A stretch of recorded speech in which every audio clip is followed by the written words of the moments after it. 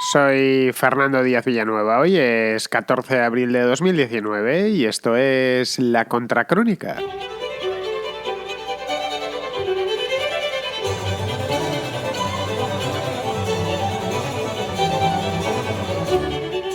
Bienvenidos a La Contrarréplica, el programa del oyente dentro de La Contracrónica, el programa que pues hacemos entre todos juntos los domingos, todos los domingos del año, prácticamente todos los domingos del año, con las llamadas de los oyentes, que unas veces hacen preguntas, otras nos regalan reflexiones, generalmente muy valiosas, y otras veces pues se matizan entre ellos, lo cual está bastante bien, porque a pesar de que este programa es en diferido, pues existe cierta comunicación, es decir, las cosas no se echan como un estanque, sino que se devuelven muchas veces, bastante a menudo, por cierto, entre los oyentes del programa, pues se responden entre ellos, aunque con algo de retraso, cierto es.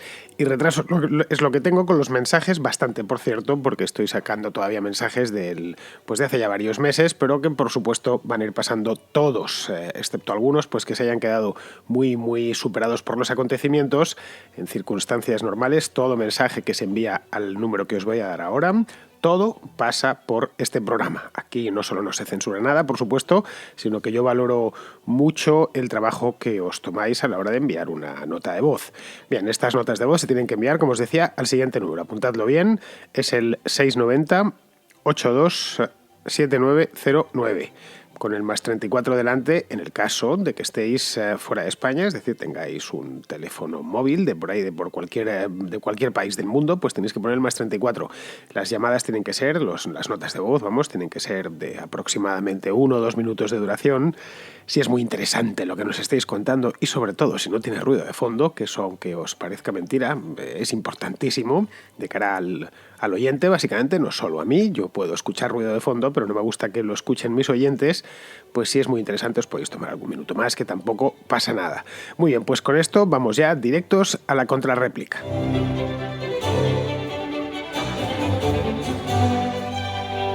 Empezamos el programa de hoy con Israel, que es un oyente de Vigo, que nos transmite una reflexión sobre la polarización política. Hace un tiempo hice un programa sobre esto, sobre la cosa de la polarización, que tanto preocupa pues a los medios de comunicación y a los políticos también. Pues bien, hice el programa dedicado a esta historia, lo ha escuchado Israel, o lo escuchó, cambió el tiempo verbal, y esto es lo que le parece y cómo enriquece este mismo tema. Y acabo de escuchar tu reflexión sobre la polarización, y yo me gustaría añadir un pequeño matiz, y es que yo creo que el denominador común de todos los procesos, o de prácticamente todos los procesos a los que se le puede aplicar esto de la polarización, es que el consenso progre o el consenso socialdemócrata está saliendo mal parado en las elecciones. Y claro, ellos no pueden admitir pues, que la gente simplemente pues, quiera o pues, no les guste lo progre y que voten por otras opciones. Entonces los progres se fabrican la explicación de que tienen fracasos electorales pues porque la sociedad se ha polarizado. Porque evidentemente no puede ser que a ellos en las urnas les derroten. No lo pueden admitir tranquilamente y se inventan pues todo este rollo de la polarización. Sucedió en su época cuando Reagan o Thatcher ganaban las elecciones. Ellos inventaron que, bueno, que había 2/3 de la sociedad que sí votaban a estos señores, a estas personas, pero que era a costa de que 1/3 de la sociedad viviera en la más absoluta de las miserias. Era la época en la que Pedro Urquiza hacía reportajes en Nueva York para Televisión Española y siempre salía un sin techo, una persona tirada en el suelo, pese a que la economía de Estados Unidos pues iba razonablemente bien. Y bueno, y nada más, gracias. Pues Israel, mucho de esto que cuentas ahí, ya he dicho en muchas ocasiones que es cierto que existe polarización, pero que esto de la polarización política, o cierto grado de polarización política, es necesario en una democracia. Es decir, de lo contrario, pues nos encontraríamos ante un consenso irrespirable en el que todo el mundo piensa lo mismo y no se puede llevar la contraria. Nos encontraríamos en una dictadura. Donde no hay polarización política ninguna es en Cuba. Por lo menos no la hay de cara a la galería. Por supuesto que luego hay muchísimos cubanos que que le llevan la contraria al gobierno y que son disidentes, pero si uno lee el Granma, por ejemplo, pues en el Granma no hay polarización ninguna. Es propio de una dictadura, de un régimen totalitario. Algo similar, aunque no tan radical, pasa en Venezuela. En Venezuela sí hay cabida para la disidencia, cabida sin que a uno en el acto le detengan, aunque poco a poco pues el gobierno de Nicolás Maduro, como bien sabemos, esa disidencia va cerrándola y cada vez es más complicado. Pero vamos, creo yo que ninguno de nosotros queremos vivir en regímenes como el cubano, como el venezolano. Por lo tanto, tenemos que exponernos a que haya polarización. Es decir, es bueno que una sociedad se polarice siempre y cuando la polarización no devenga violenta y no constituya pues un riesgo para la paz social, es decir, que no se divida la sociedad en partes irreconciliables, es decir, que exista, como he dicho antes, cierto grado de polarización dentro de la elegancia propia de una democracia. Se debe siempre respetar al contrario en todo momento y lugar, pero es bueno que, para una sociedad que se pongan en duda ciertos asuntos que se consideraban intocables y se abra el debate. La democracia consiste en eso, es un gran régimen de opinión pública en el que todo el mundo tiene no solo el derecho, sino además el deber de decir lo que piensa, porque no hay ninguna, digamos, idea que sea ilegal. Ilegal puede ser llevar a cabo esa idea, pero desde luego ponerla sobre la mesa, sobre el tapete, y que se discuta está muy bien porque además se aclaran bastante las cosas. No hay peor compañía del fanático que venir con una verdad revelada sin que nadie se la discuta e imponérsela a los demás. No. Lo suyo es que cualquier asunto que nos concierne a todos, y la política básicamente consiste en eso, pues se debata. Es una pena que muchas veces directamente los debates ni siquiera se dan porque no se permite que se den. Esta polarización, de cualquier manera, que tenemos en nuestros días es una polarización suave. No estamos como en los años 30, por más que algunos lo digan, y ha surgido de entre las cenizas del consenso socialdemócrata de posguerra. Ese consenso socialdemócrata pues está ahora mismo dando sus últimas boqueadas, si es que no las ha dado ya. No olvidemos que donde empezó a ponerse en cuestión esa socialdemocracia fue en la propia izquierda, no fue en la derecha. Donde se abrieron las primeras fisuras fue en la propia izquierda. En el caso español, que es el que más conozco porque es el que más cerca me pilla, se produce la primera gran ruptura con Podemos, y esa se mantiene todavía. En la derecha todavía tardaría un poco más, ¿no? La derecha sería ya posteriormente, a partir del año 2015-2016, pero la izquierda con la irrupción de Podemos hace 5 años, estamos hablando de una ruptura que tuviese votos en las elecciones, no que hubiese partidos minoritarios que profesasen esas ideas, que eso siempre va a existir, ¿no? Estoy hablando que se convierta en algo general, que esos debates se den en la televisión, se den en el Parlamento, etc. De hecho, el plan original de Podemos era pasoquizar el PSOE, esto no lo digo yo, esto lo decían ellos mismos, es decir, sustituirlo, que es lo que hizo en Grecia Syriza con el PASOK. Aquí en España no les salió bien y hoy como resultado pues tenemos 2 grandes partidos en la izquierda. Ya veremos, como hay elecciones dentro de nada, dentro de unos días, pues ya veremos cómo queda la cosa después del 28 de abril. Entre tanto, pues tenemos 2 partidos, uno con 71 escaños y el otro con 85, es decir, hasta en la representación parlamentaria están muy cercanos. En la derecha, como os decía, la división ha sido posterior y de nuevo nos encontramos ante idéntico panorama. De hecho, cuando Abascal llama al PP derechita cobarde, lo habréis oído, que lo dicen los mítines y en la propaganda electoral, lo que está diciendo es que esa derechita cobarde, es decir, el Partido Popular, se ha contagiado del consenso socialdemócrata y hay que recuperar las esencias, polarizando el mensaje, polarizando el discurso y hasta las formas. Es decir, les está diciendo que hay mucha distancia entre la base social, su base social, el Partido Popular, la derecha, vamos, y el propio PP. Un poco lo que decía Podemos en el año 2014 o 2015. Vamos, la diferencia, yo creo, entre las 2 polarizaciones o los 2 extremos es que lo de Podemos a los medios mainstream les parecía bien. Era que si un soplo de aire fresco, que si era bueno que apareciesen nuevas ideas, etcétera, mientras que esto de Vox pues les parece fatal, y a los hechos me remito. A los hechos es algo que se publica todos los días en los periódicos y sale por televisión. Yo creo que en esto la razón es simple de entender, y es que el sesgo de los principales medios de comunicación es básicamente izquierdista, porque el redactor medio de un periódico suele tender más hacia la izquierda, por regla general estoy hablando, que hacia la derecha. Bien, vamos ahora con David, que nos regala unas claves muy útiles sobre el estado actual de la economía. Ya sabes que yo trabajo en el mundo de la inversión, trabajo en un fondo de capital privado que, bueno, pues nos dedicamos a invertir en compañías españolas pequeñas y medianas que tengan una facturación superior a unos 20 millones. Y en mi trabajo pues tengo que hacer revisión de cifras económicas y llevo ya 2 años leyendo en informes del Banco de España el riesgo de Trump y de sus políticas proteccionistas. Pero la realidad es que en 2 años no ha pasado nada. Por tanto, hay parte de tu análisis del mercado de bienes y servicios que sí que comparto. Pero creo que hay una cosa que no mencionaste el otro día, y es el mercado monetario.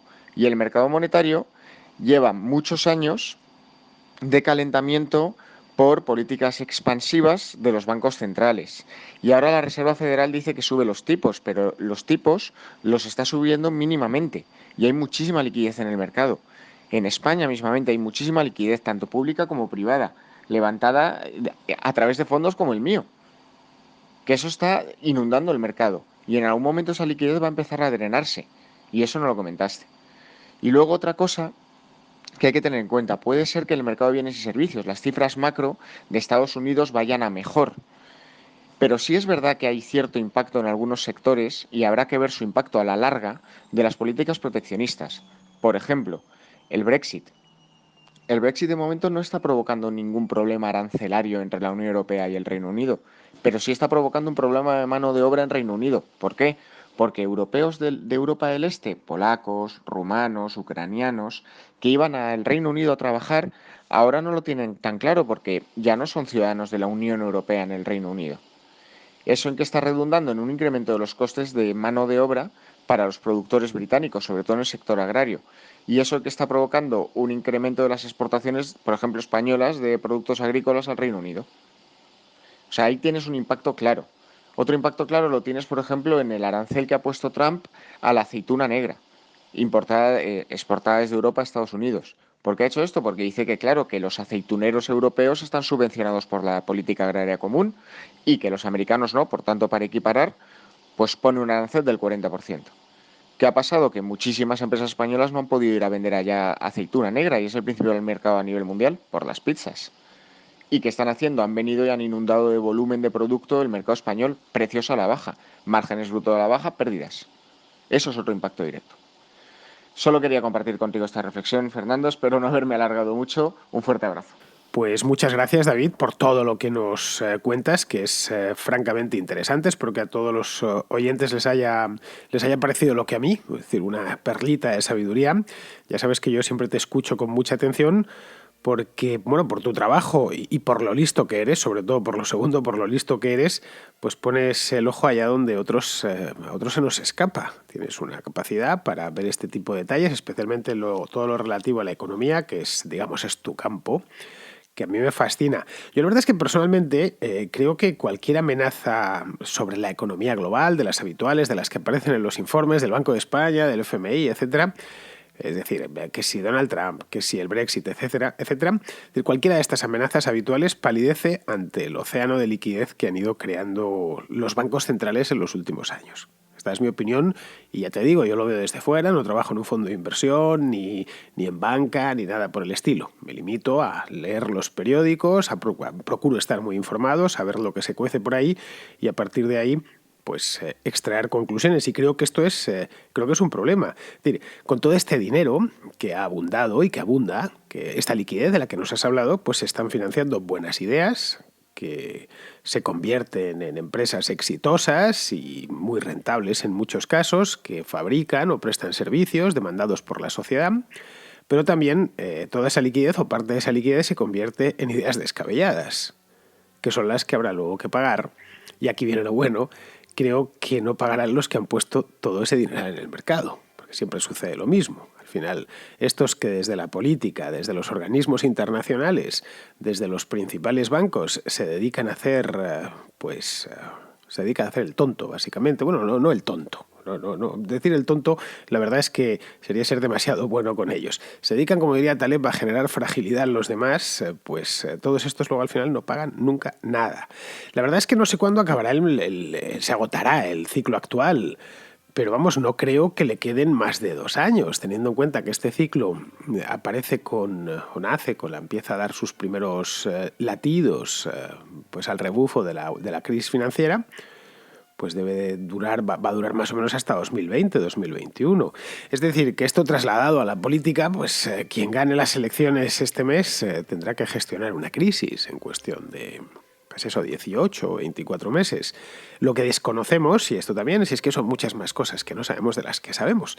Vamos, desconocemos cómo de profunda será la próxima crisis, porque al final todo es una cuestión no de lo que va a pasar, que eso más o menos podemos adivinarlo, sino de cómo va a pasar.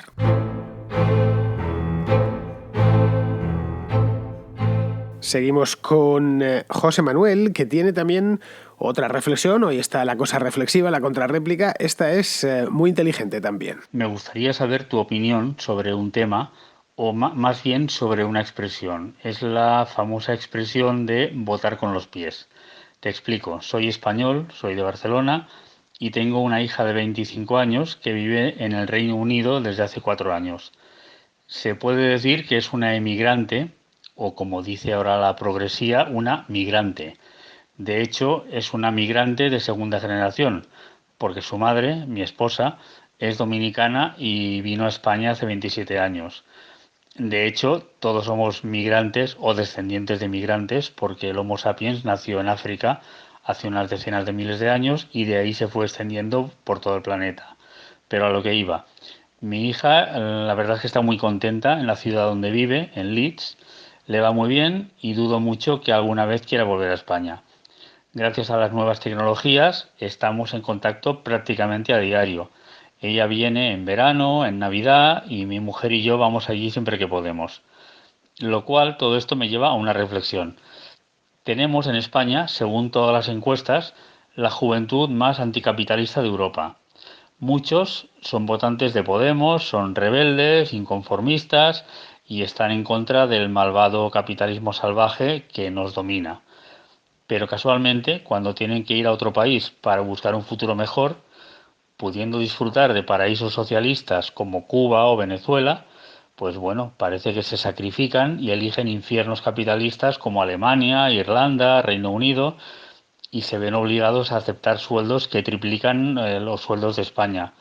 Es el fenómeno que conocemos como votar con los pies, es decir, que una cosa es decir algo, tener una opinión, y luego cuando tienes que tomar una decisión que de verdad afecta a tu vida y a tu economía, pues tus pies te acaban llevando a hacer lo contrario a lo que pensabas. ¿Qué opinas al respecto? Bueno, José Manuel, a ver, eso es lo habitual. El lema de todo buen socialista, ya sabes que es haz lo que yo digo, no lo que yo hago. Esto no solo pasa entre los jóvenes podemitas, como nos cuentas, sino entre los que ya son más mayores, ¿no? Es habitual que el mismo tipo que echa pestes del capitalismo, pues luego se beneficie de todas las cosas buenas que trae el capitalismo y además le tenga, por regla general, bastante amor al dinero y a vivir en buenas zonas de la ciudad y a conducir el mejor coche que pueda encontrar. Seguramente sea híbrido o eléctrico, pero desde luego no barato. Eso es muy común. Son lo que en España ya sabes que les llamamos pijo progres a todos estos. Sí, el capitalismo es el horror, pero yo viajo en primera, pero yo procuro vivir con todas las comodidades del mundo. Cuando además se lo enfrentas en la cara, te suelen decir, claro, es que yo quiero que toda la gente viva como yo. Y entonces, bien, pues si quieres que toda la gente viva como tú, esas ideas de casquero económicas que traes, lo único que van a conseguir es que haya más pobres. Pero bueno, mira, hablando sobre el tema de la inmigración de españoles, del que ya apenas se habla, pero sabes que hace unos años se hablaba de que estaba el país vaciándose de jóvenes, bueno, ya sabes, las exageraciones, de que todo nuevo licenciado, según recogía el título, lo primero que hacía iba de recoger el título al aeropuerto y se largaba del país. La verdad es que España apenas envía inmigrantes al exterior, esa es la realidad. Si lo comparamos, obviamente, con otros países que sufrieron la crisis de manera severa, como pueden ser Italia o Portugal o Grecia, es decir, países parecidos a España. Y apenas, si lo comparas con los griegos, bueno, una diferencia abismal. Es decir, de jóvenes españoles que puedas encontrar en Alemania o que puedas encontrar en Inglaterra, en comparación, siempre es proporcional. Obviamente España está más poblada que Grecia y más poblada que Portugal, pero que encuentras bastantes menos. Las grandes emigraciones en España se acabaron en los años 60, cuando salió la última gran ola de emigrantes, que fueron básicamente a países europeos. Prácticamente todos regresaron a lo largo de la década siguiente, fueron sobre todo a Alemania y a Francia, y desde entonces España, más que emitir emigrantes, los ha recibido. Es un país receptor de inmigrantes, en este caso. Pero durante los años de la crisis sí que se fueron chicos jóvenes, bastantes, de hecho, bastantes para lo que estábamos acostumbrados, y es que no se fuese prácticamente ninguno. La mayor parte de ellos se fueron a Alemania o al Reino Unido, donde, claro, se encontraron con las puertas abiertas porque ambos son países de la Unión Europea. El Reino Unido todavía a día de hoy pues sigue siendo un país de la Unión Europea, y Alemania está incluso dentro de la zona Schengen. Lo mismo puede decirse, pues, qué sé yo, de Bélgica o de Holanda, ¿no? Es decir, los típicos países donde un joven ingeniero español, un médico, etcétera, pues es el primer lugar que piensa a la hora de irse del país. Y esto no me estoy inventando nada, estos son datos del Instituto Nacional de Estadística, aunque es difícil saber exactamente qué es un emigrante. ¿Qué es un emigrante español? El Instituto Nacional de Estadística tiene los datos de la cantidad de ciudadanos españoles que viven fuera del país. Claro, la mayor parte de ellos ni siquiera son nacidos en España, son hijos o nietos de españoles que se fueron básicamente a América del Sur y sí, sobre todo América del Sur, básicamente Argentina, pues en los años 40 o los años 50 o incluso antes. Pero bueno, el Instituto Nacional de Estadística sí que llevó aproximadamente esta cuenta y ha podido sacar de estos emigrantes de la crisis y dio un perfil, claro. Era, pues, un chico joven, titulado superior, lógicamente, que terminaba los estudios y salía al mercado laboral, qué sé yo, pues en el año 2012 o 2013, acordaros, cuando había un desempleo galopante, y se iba a Alemania, donde no tienes más es que te puedes ir casi hasta en Vespa, porque, bueno, sí, vale, son 1000 y pico kilómetros, pero que en Vespa los puedes hacer. Bueno, que yo los he hecho, que no me ha pasado absolutamente nada. Y nadie te va a parar en la aduana, ni te va a poner ninguna pega, y es más, puedes llegar a Alemania y quedarte a vivir allí sin que nadie te ponga problemas, porque forma parte del mercado único, y además hay libre circulación de personas, bienes y capitales. Bien, pues esto es el emigrante medio, siempre en algún país de Europa. Algunos probaron suerte en América, México, en Argentina o en Chile, pero fueron realmente muy pocos. Es decir, el caso, claramente, el emigrante biotipo es el caso de tu hija. Está en Leeds, según nos cuentas, pues porque es una titulada superior y, al parecer, pues como muchos llegan jóvenes, pues ya conocen allí a una chica, a un chico, y ya se quedan, se forman una familia, qué sé yo, y es poco probable que vuelvan. Otros, los que no se han adaptado muy bien al país, pues están volviendo. Vamos, con los datos en la mano, estos son datos de nuevo del INE, hay poquísimos. En todo el Reino Unido viven 127.000 españoles, entre los que llegaron con la crisis y los que ya estaban allí de siempre. Siempre hubo una comunidad de españoles en el Reino Unido, infinitamente inferior a la de británicos en España. En toda Alemania hay 150.000. Estos son datos reales. Vamos, piensa que solo en Argentina hay 500.000 de personas con pasaporte español. Solo en Argentina. La mayor parte de ellas, pues como te he dicho antes, hijos o nietos de españoles que llegaron allá hace décadas y que tienen el pasaporte. Además, en el caso de Argentina o de los países de Hispanoamérica, existe la ventaja añadida de que, bueno, es el mismo idioma y además puedes tener las dos nacionalidades, cosa que no sucede con Alemania. Si te vas a Alemania y llega el momento en el que te quieres quedar y quieres adquirir la nacionalidad alemana, lo vas a poder hacer, pero tienes que renunciar antes a la española, cosa que pues muchos españoles no están dispuestos. En Argentina, en cambio, puedes tener las dos, y lo mismo con los inmigrantes argentinos en España. Y lo principal, que la cultura y el idioma son los mismos, y entonces el proceso de adaptación de un español en Buenos Aires pues es rapidísimo, mientras que el proceso de adaptación de un español en Gotemburgo, entre el clima, el idioma que es endemoniado, la cultura que es diferente y tal, pues realmente lo único que les puede mantener ahí es el sueldo y nada más, que trabajen en una empresa con muy buenas condiciones laborales y les mantienen en ese sitio. Pero vamos, muchos han regresado después de la experiencia. Esos chicos jóvenes que se fueron en 2012 o 2013 han ido volviendo. El año pasado, esto de nuevo son datos, volvieron más de los que salieron ese mismo año. Luego ya teníamos un saldo positivo. Es más, en su momento, allá por cuando apareció Podemos, lo intentó utilizar políticamente, esto de la emigración, como si fuese un gran problema nacional. Sonó un poco extraño, porque no era un asunto del que nadie hablase. Lo recordaréis, hicieron un par de campañas, lo decían mucho por Twitter. Claro, y pronto se dieron cuenta que, por un lado, eran muy pocos los españoles que había afuera, realmente, francamente pocos, ya os he dicho, en todo el Reino Unido, 127.000 españoles, de los cuales solo una parte eran esos jovencitos que se habían ido en plena crisis. Es decir, bastantes menos, eran muchos menos de los que ellos decían en su propaganda. Y luego, por otro, esos emigrantes, pues los que habían llegado ya habían encontrado empleo, como tu hija. Y eran muy poco propensos al politiqueo.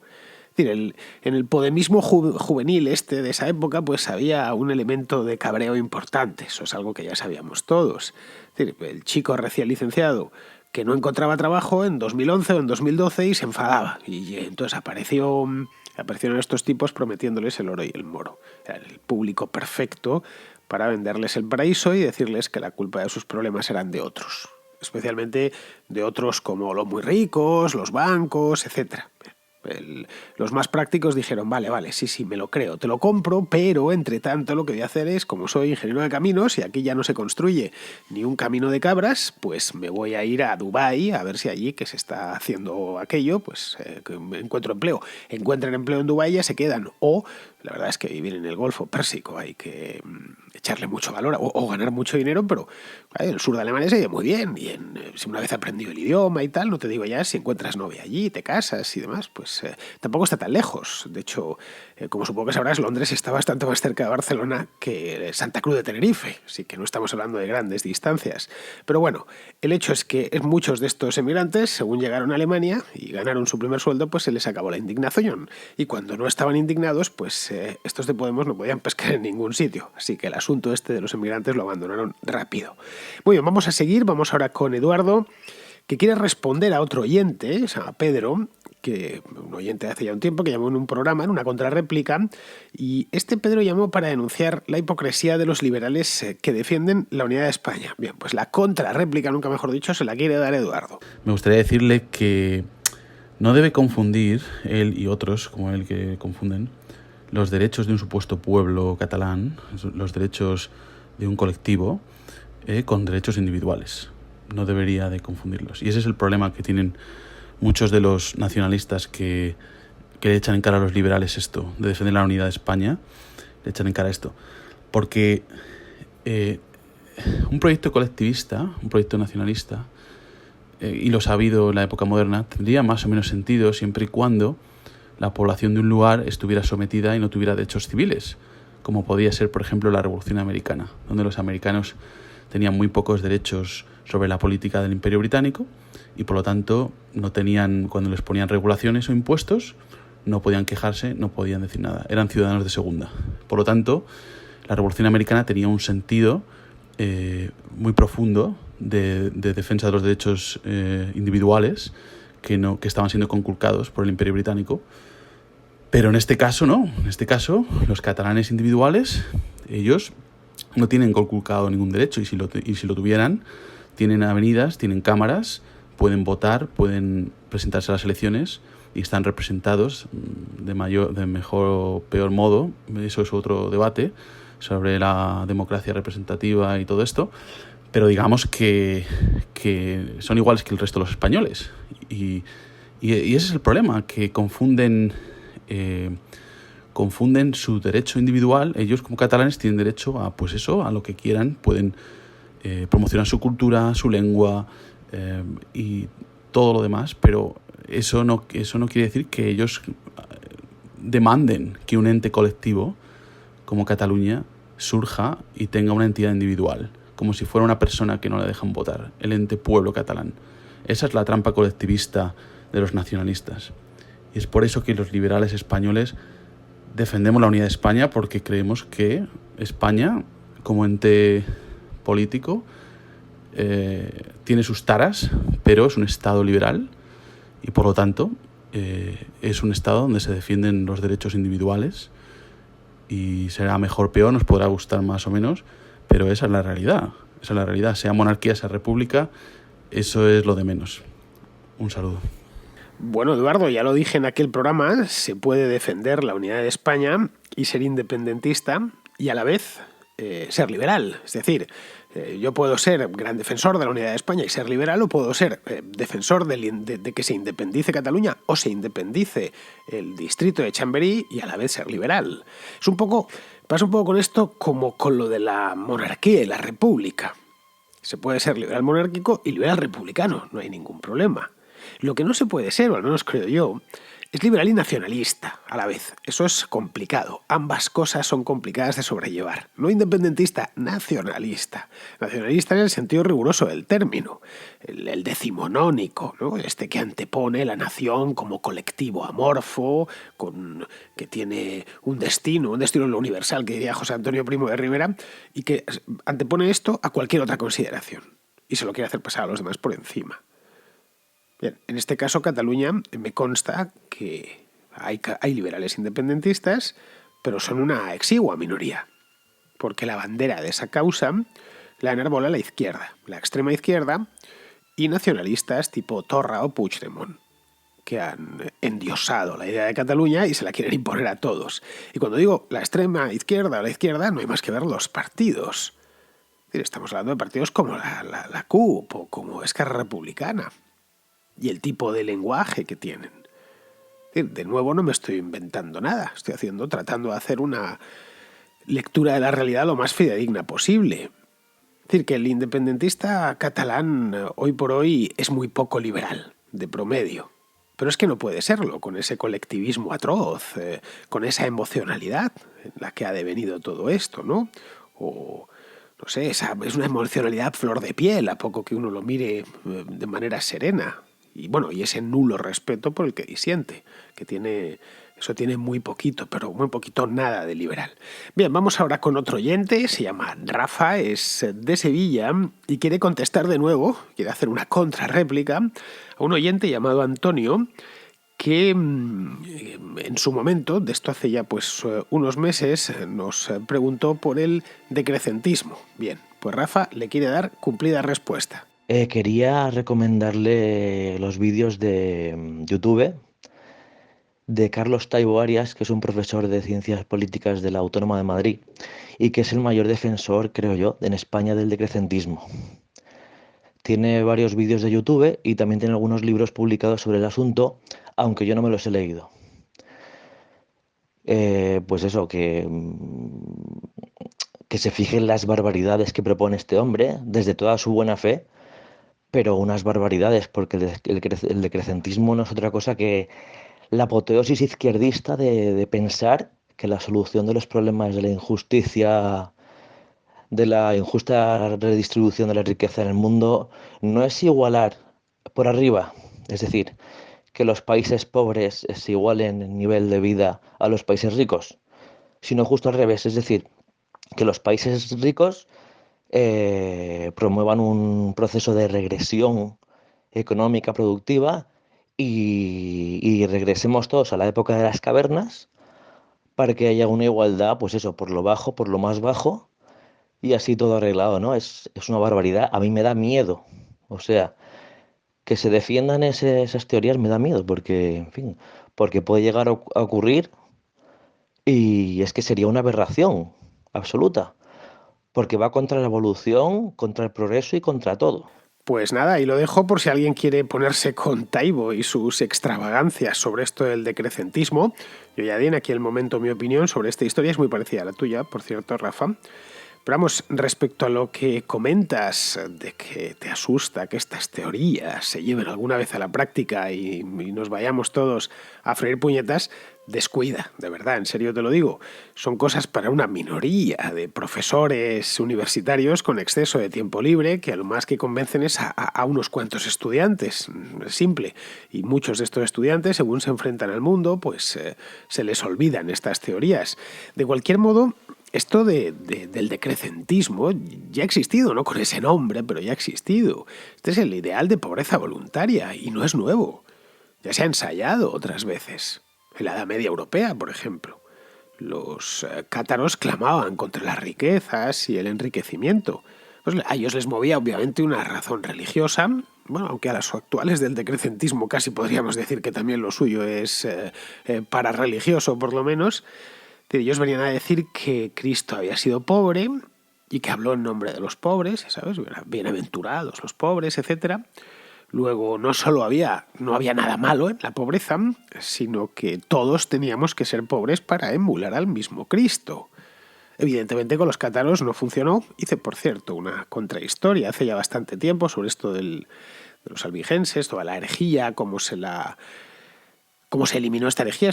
Tuvo lugar básicamente en el sur de Francia, en el Mediodía francés, pero bueno, no solo es. Este fue un caso, el de los cátaros, que se extendió muchísimo, pero el ideal de pobreza voluntaria era, por ejemplo, el que movía las órdenes mendicantes, que eran muy comunes en la Europa medieval. Es decir, tipos que iban descalzos por las ciudades europeas con un canastillo pidiendo dinero, un mendrugo de pan para poder comer. Pero usted no se puede ganar la vida mejor. No, es que yo quiero emular a Cristo. Y Cristo fue pobre, entonces yo tengo que vivir así, dejándome llagas en los pies y pasando hambre, etcétera, sacudido por las enfermedades porque quiero ser como Cristo. Bien, el problema no, la ventaja es que ellos no se la querían imponer a los demás. Pero vamos, que no es nada nuevo. Realmente pocas cosas nuevas hay. Se va reelaborando siempre sobre lo mismo. Son variaciones sobre el mismo tema. Bien, vamos a ir terminando ya. Vamos con Víctor. Víctor está en Xi'an, que es una ciudad en China, que nos habla del independentismo andaluz. Y bueno, últimamente en Andalucía también están surgiendo una serie de movimientos, por ahora incipientes y minoritarios, pero de los que también hay que hablar, que reclaman el independentismo andaluz, basado en esa idea, ¿no?, de que somos distintos a los demás. Y en especial hay un chico al que llaman el Panceta, podéis mirar sus vídeos, el Sindicato Andaluz de Trabajadores, ¿no? Y nada, este chico pues será el director del Sindicato Andaluz de Trabajadores o algo así, ¿no?, la máxima figura. Se dedica mucho a viajar bajo el mandato de la CUP, muchas veces participando en movimientos independentistas, ¿no? Para ello se va a Cataluña y dice que el pueblo andaluz está asediado, utiliza palabras bélicas, ¿no? Asediado, vilipendiado desde Madrid, y que estamos en consonancia con nuestros hermanos catalanes. Y no sé en base a quién representa, porque ese movimiento nunca existió en Andalucía, ¿no? Un andaluz se considera andaluz y español. Siempre, las encuestas siempre lo han dicho así. Bueno, Víctor, esto del nacionalismo andaluz, si no digamos ya el independentismo, es una cosa un poco de opereta, como bien sabemos. Lo sabes tú mejor que yo porque a fin de cuentas eres andaluz. Pero vamos, yo voy mucho a Andalucía y los he visto, claro, y los he estudiado. No olvides que yo soy perroflautólogo. Y los independentistas andaluces entran son material de estudio, sujeto de estudio de la perroflautología. Pues básicamente no ya de izquierda, de extrema izquierda, que simplemente se limitan a emular el de otras regiones. Por eso tienes a este que llaman el Pancetas, le tienes pues cada 2 por 3 en Cataluña, ahí con los de la CUP, o el caso de Sánchez Gordillo, el alcalde de Maridaleda, que también es, por cierto, independentista andaluz. Pero bueno, este tipo de personajes que son más pintorescos que otra cosa. Poco más se puede decir, más allá de estudiarlos por puro amor al conocimiento perroflautológico, como es mi caso, bueno, y también porque me hacen gracia, no lo voy a negar. A mí los radicales siempre me han hecho gracia y me gustan, gracia, y me levantan el interés. No es una cuestión solo de gracia, aunque en el caso de Sánchez Gordillo, pues que no podía evitar reírme. De hecho, pienso en él, en sus mítines y en las cosas que decía, porque es que está bastante retirado este hombre y es una pena, porque a mí me regalaba unos vídeos que eran maravillosos. Cuando subía aquellos videoflautas a mi canal de YouTube, pues muchos eran de Sánchez Gordillo y era maravilloso el tipo, lo seguro que lo decía, se ponía a decir estupideces literalmente y las decía con una seguridad y un aplomo que aquello era fabuloso. En fin, que poco más de esto tienen, porque apoyo popular, pues como supongo que ya sabrás, como andaluz que eres, tienen poco tirando a muy poco.